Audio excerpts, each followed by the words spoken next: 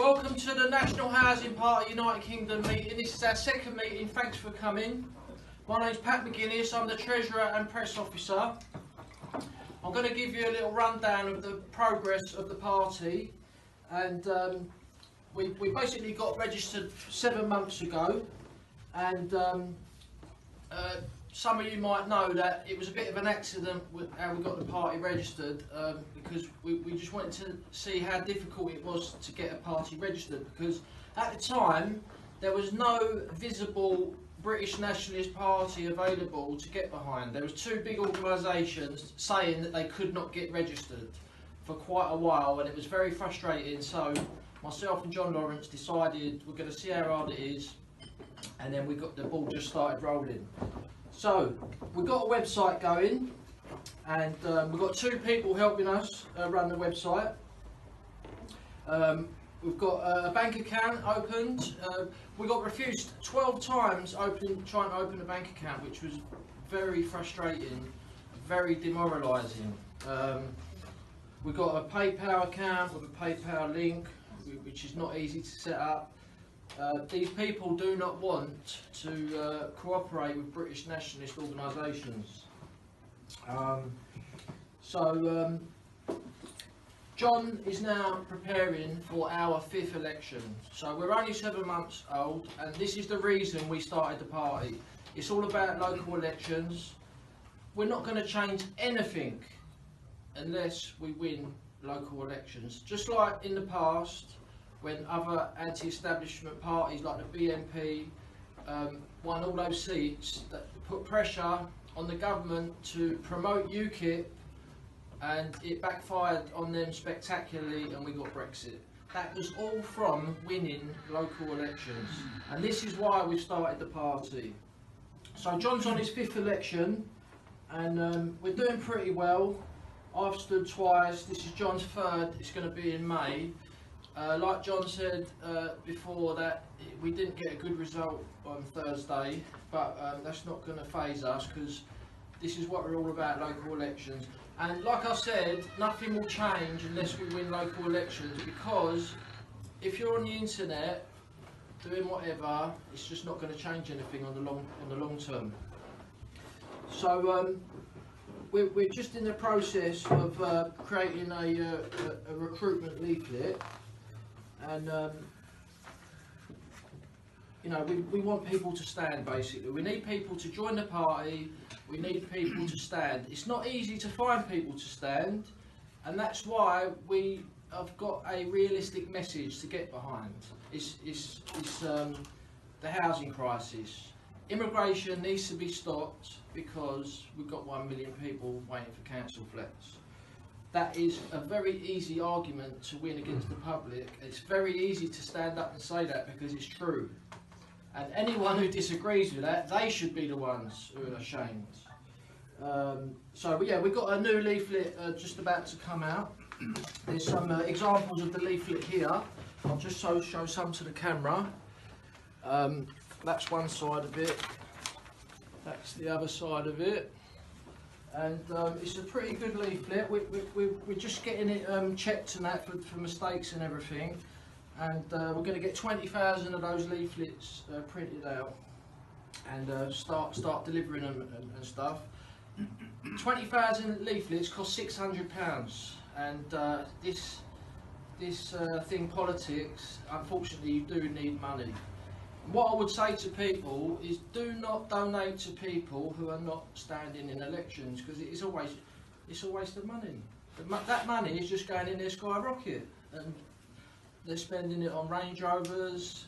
I've heard they're spending it on escorts and all sorts of stuff, which should be channelled into local elections for a genuine anti-establishment British Nationalist Party.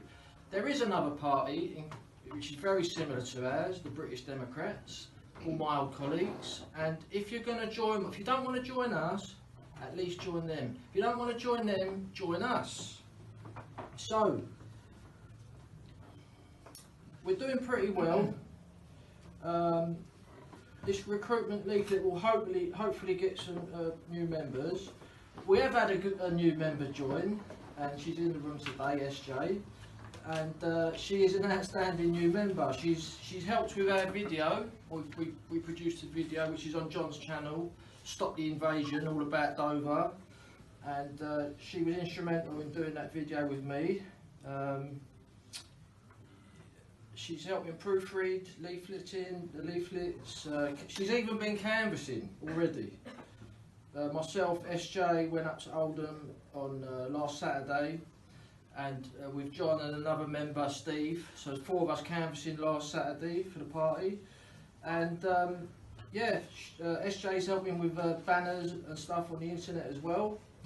So it's a miracle from God, to be honest, because it's not easy to find new members, let alone new members who actually do things to help the party. So we've now got 6 Twitter accounts on the internet. Got Wales, Scotland, thanks to Arlene for that one. Northern Ireland, Scotland, Wales. John's got his Twitter account, I've got mine. Yeah, we've had Paul Rimmer join the party, the veteran nationalist, Paul Rimmer. Thanks to Steve Laws for allowing us to use his articles on our website. Thanks to Mike Jones, Roberta Woods, who've helped me out. I've also helped the Brit Dems on a couple of things, so you know, we're working together. Thanks to Nick Hill, he's not here today. So yeah, and Katie Fanning helped us get the party registered, thanks to James Goddard, who's also helped us. You know, so we're a new party, but we have actually been in the newspapers 9 times already. Some of you might know the epic banner drop at Blackwall Tunnel, and incidentally, quite a few of the people who was there, they're now with the British Democrats, so shout out to them as well. But I organised some of these banner drops with the Exit the UN Refugee Convention banner, and but this particular banner drop at Blackwall Tunnel, which we didn't organise but we attended it, that was in that got into 2 mainstream media newspapers. The Evening Standard reported on that. Sadiq Khan actually said, well, one of the banners was it's okay to preserve white nations, and the other banner was Exit the 1951 UN Refugee Convention. Sadiq Khan directly said that we are racist, which is a badge of honour. Also, it was in the Times. They actually was mentioned in the party, National Housing Party, United Kingdom, and we was also in about 5 local papers as well. It was quite a frenzy attack on the party, but you know how it is. Any publicity is good publicity. And so also recently there was a march about Dover, the anti-dinghy march in Parliament recently, and we got mentioned in the Daily Mail. So I could never have dreamed that we'd have had this much success so far. You know, it's a hard struggle, there is a lot of other groups, but as I said, the only 2 genuine nationalist parties who are visible and standing in local elections is National Housing Party and the British Democrats. So also another important thing is we are a unionist party. We want to unite the English, the Irish, the Scottish and the Welsh under one British umbrella to kick the establishment out and regain control of this country for the British people. So yes, so we've got, at the moment we've got 14 members, which I would have never have dreamed that people try and... There's people joining the party I'd never even met before. We've had a few people try to join on the website and it didn't work because we've had a lot of problems sorting out the payment system and stuff. Got another extra 6 people helping us in the background who are just helping us. We've had 2 party meetings so far, and like I've said, this is our 5th election. It's been very difficult for me and John to also organise all these meetings and stuff whilst we've been taking part in elections as well. It is really difficult thing to do when there's not many of you doing it. So I'm very happy as far as it's gone so far. So I'm just going to run through some of the policies we've managed to get on our website, because obviously we're only 7 months old, we haven't got a manifesto yet, but we've put things on the website what we are campaigning for. So obviously the main one which we have been campaigning for about 2 years now is to exit the United Nations Refugee Convention, because as we all know, that the places where we hope to get a solution, like GB News, they are part of the problem, unfortunately. They continually say, we must accept genuine refugees. And that is why we've got the problem, because the people are flooding across using that vehicle to get into the country. And people who say, oh, I'm just against the illegals, but that's part of the problem, because if you keep accepting, we've helped enough refugees, we don't need to help anymore. It is over. Our country is being destroyed. Like literally every day there are thousands of people flooding into this country. And there's no housing for our own people. There's over 1 million people unemployed. They keep saying we need these workers and that. It's all lies. It's all lies to prop up their fake economy, their globalist agenda, which is destroying the identity of this country. Sucking us dry. So, yeah, I mean, I could go on and on, but I'm just going to quickly go through our policy. So we want to completely stop accepting refugees, yeah? That is the problem at Dover. That is why this problem has got worse and worse and worse at Dover, is because of this convention, which allows people to turn up anywhere, any day, any time, and we cannot treat them as criminals. And on our website, nationalhousingparty.uk, if you go to that policy, we go into detail how we think the solution is, because we need a deterrent to stop people turning up illegally once we've left the convention, and we go into detail with that, because all these other people on GB News, it's like someone trying to swim with no arms. They keep saying, we've got to solve the problem at Dover, but on the other hand, no, we must accept refugees though, and it's just so infuriating. So that's one policy. We need to nationalise the housing market. Housing prices are through the roof. They're out of reach for most people. And the reason is because our housing market has been on the globalist market for many years, and we have many Chinese, Russian, Middle Eastern, American billionaires have just bought up property all over the place in this country, and they don't even live in the country. And I just can't understand how anyone think it is acceptable for foreigners to own property in this country and they don't even live here. I just don't understand it. So that's one of our policies, is to ban foreign ownership of UK property. Could you just mention about that woman getting kicked out of her house because you know? Okay, I'll do it after, yeah. So that's two policies. The trans policy on our website is, we feel that it should be illegal to chop body parts off somebody, healthy body parts. This should be completely illegal, and as we all know, at the moment it's not. Religious buildings policy. Obviously we're a Christian party and we want to push Christianity. Our religious buildings policy states that we would ban all new construction of religious buildings. If Christians want a new place to worship, there are thousands of churches around the country what are not used at the moment. They can be used. So any new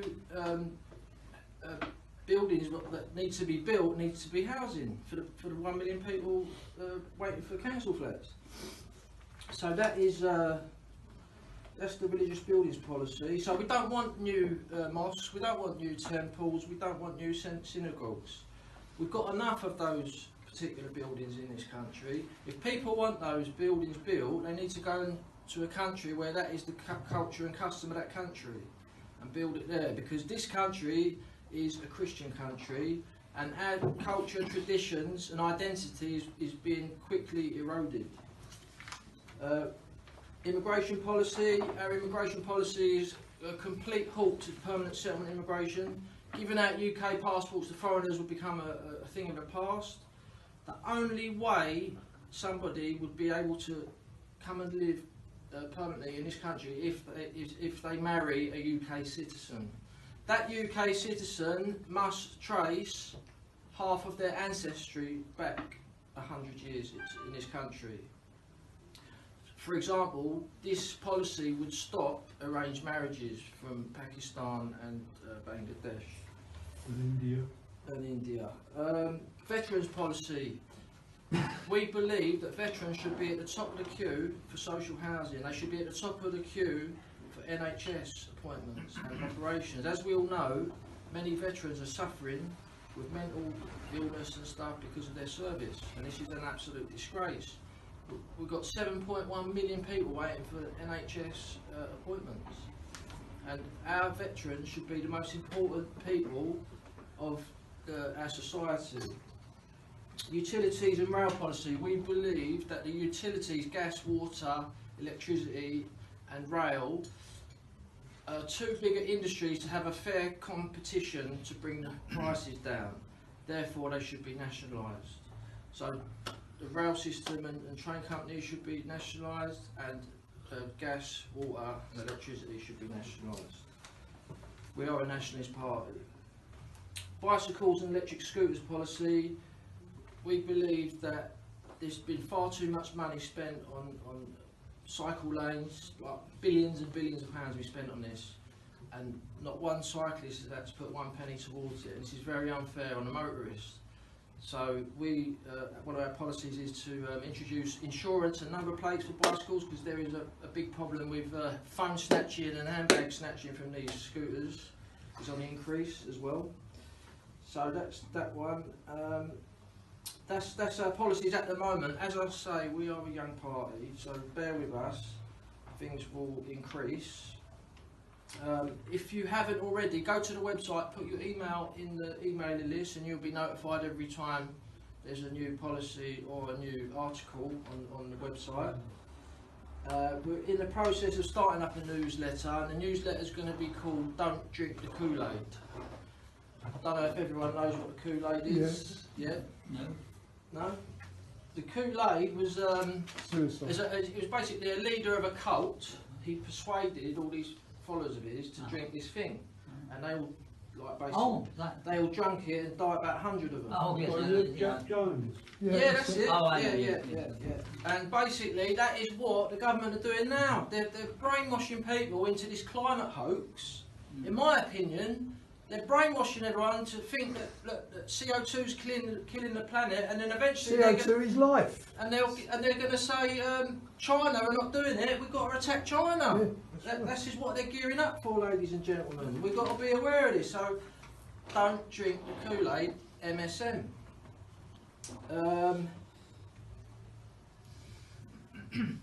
Yeah. So basically, that's that. I'm on Twitter quite a lot, some of you might know, and all the time people say to me on Twitter, why don't you join with Reform? Why don't you join with Heritage? Why don't you join with UKIP? Why don't you join with Reclaim? Why don't you join with all these parties? And it's just infuriating. They don't realise that practically everyone in this room, we're all banned from those parties. So effectively those parties have divided the right. So they've created a false kind of illusion that they're going to save this country. And I'm going to tell you now the difference between this party and those parties what I just mentioned, because they're all the same. They got all the same policies. So you got this SDP. They were a spin-off from the UKIP a while ago. So you've got SDP, UKIP, Heritage Party, Reform UK and Reclaim Party, yeah? Now all those parties, all of them want more immigration into this country. They all want to continue giving passports to people who are not indigenous to this land. They all want to continue to accept refugees into this country, which is the root of the problem at Dover. And I've forgotten the actual thing. So, and also, none of them can say what an indigenous British person is. So they're continually attacking other people for saying oh, how can you call that trans woman a woman? It's a man. And they ridicule those people, which is correct, because it's impossible to transition from a man to a woman. They'll ridicule those people, but then they can't tell us what an Indigenous British person is. So, you know, those are three things what are different from them and us. So we want to completely stop permanent settlement immigration. We want to completely stop accepting refugees. Myself and John can quite easily tell you what an Indigenous British person is. David Lammy is not Indigenous British. Sadiq Khan is not. Diane Abbott is not. Dawn Butler is not. And John will be the first to say that John's half Indigenous British and he's half Jamaican. There's nothing wrong with being a British citizen if they're not Indigenous. There's nothing wrong with them, but that is a fact. And if you say that, you're ridiculed like you're some sort of evil person. So that's about it. So yeah, so that is basically identity theft. When they're saying David Lammy is exactly the same as me, like a British person, that's like he's stealing our identity, and that is the difference between us and those parties I just mentioned. So so one of our things for our party, we want equality for white people, because it is only white people who are getting discriminated against today. No other community is. Job quotas. There's like you just hear every week you hear that there's a job application and white British are not allowed to apply for it. So all we are campaigning for is equality. Now, how can Heritage, Reform UK, UKIP campaign for equality for the Indigenous population in this country when they can't even define what a British person is? So that's about it about them. And so the reason I'm saying this about them is because I'm just sick of people asking me on Twitter to unite with them. And at the end of the day, they are part of cancel culture, we are not. That's another thing. They all claim that they're against cancel culture. They've all banned 100,000 people from joining their parties, including most of us in this room. We are banned from joining them. And they say they're against cancel culture. It's like a comedy show. Yes. Sorry, did you request the photographer? Yeah, bring him in, bring him in. Okay. Alright, thank you. What was you going to ask? Right, you're talking about the veterans. Yes. Mental issues. I mean, I think part of the problem is depression, the antidepressant tablets, and this comes under the old medical tyranny that we're under. And these antidepressant tablets that they put them on, they put women on them. I mean, a massive percentage of women are on antidepressant tablets in the Western world, which is part of breaking the family again. And of course, the veterans are chosen for this with their PTSD. And we have to reform. I mean, there's no mention there in your party of the NHS. There's 7 million people on the waiting list. Yeah.